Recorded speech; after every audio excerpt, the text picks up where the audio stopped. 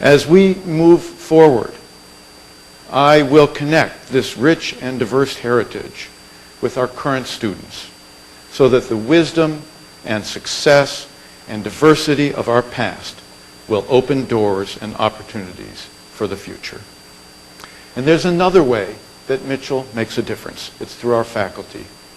These talented teachers and scholars have long understood that legal education means engaged education, that those given the privilege of teaching and scholarship have an obligation to disseminate knowledge and to improve justice. Engagement has a long history here. In the 1970s, Jack Davies was a professor here, but he didn't just teach torts. He led the state's adoption of a revolutionary concept called no-fault insurance. And Professor Bernie Becker, my personal hero and role model, he wasn't just a pioneer in bringing Indian law into the law school curriculum. He argued and won the Bryan case in the United States Supreme Court, a decision that Professor Kevin Washburn, late of the University of Minnesota, now at Harvard, argues may be the most important victory for American Indian tribes in the U.S. Supreme Court in the latter half of the 20th century, a victory that laid the groundwork for the multi-billion-dollar Indian gaming industry. So, with our eyes on the future and the critical public policy issues of our day, we have recently initiated vigorous centers in elder law, intellectual property, national security law, negotiation, and justice. We will continue to hire and nurture faculty whose teaching and scholarship and service reflect our mission, who are both critical observers of the law and active participants in its practice. Our faculty now is hard at work envisioning the future of engaged practical education, and I am committed to building on the work of our late colleague Mel Goldberg, former Dean Doug Heidenreich, Professors Roger Haydock, John Sonstang, Phoebe Haugen, Christopher Plug, Bob Oliphant, Rosalie Wall, and many others.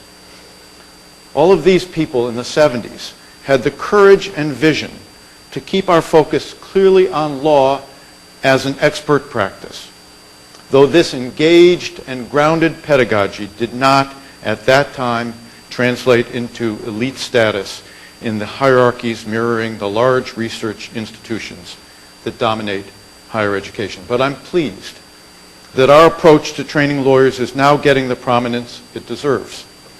With the recent publication of the Carnegie Report on Educating Lawyers, Dean Judith Welch-Wegner, the co-author of this report, paid us a visit last fall, and she has spread the word here and nationally.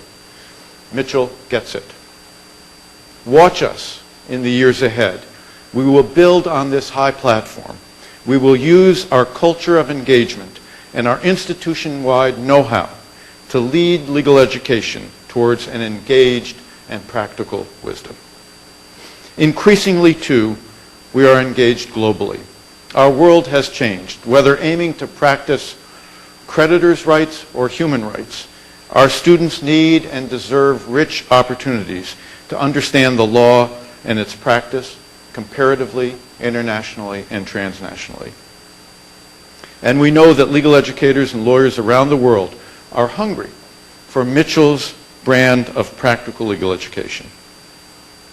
I'm committed to making our curriculum a global one and to carefully nurturing our opportunities to find new markets for our legal education from the shores of the Bosphorus to the end of the world in Weihai, China.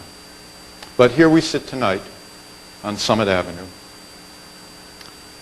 in a beautiful building and a beautiful campus, bought, built, nurtured over the years by our former deans, Doug Heidenreich, Mel Goldberg, Jim Hogg, Harry Hainsworth, Alan Easley, and by the tireless, selfless leaders among our trustees, faculty, staff, alums, and friends.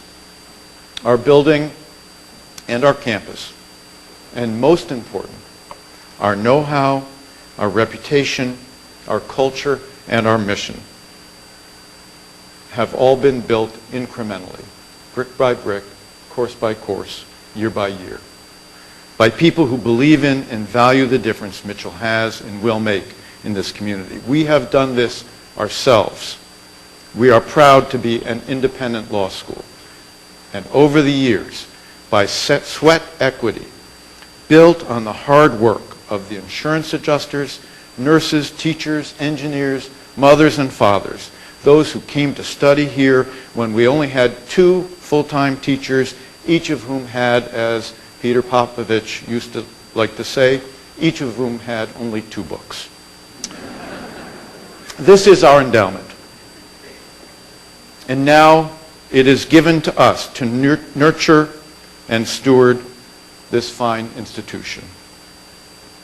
I am committed that I will do everything in my power to pass it along more vibrant, more engaged, more diverse than we found it. And I know that I will have your passionate help. And together, we will ensure that ambitious, smart, energetic people who want to transform themselves into expert practitioners will have a choice to pursue legal education grounded in practical wisdom.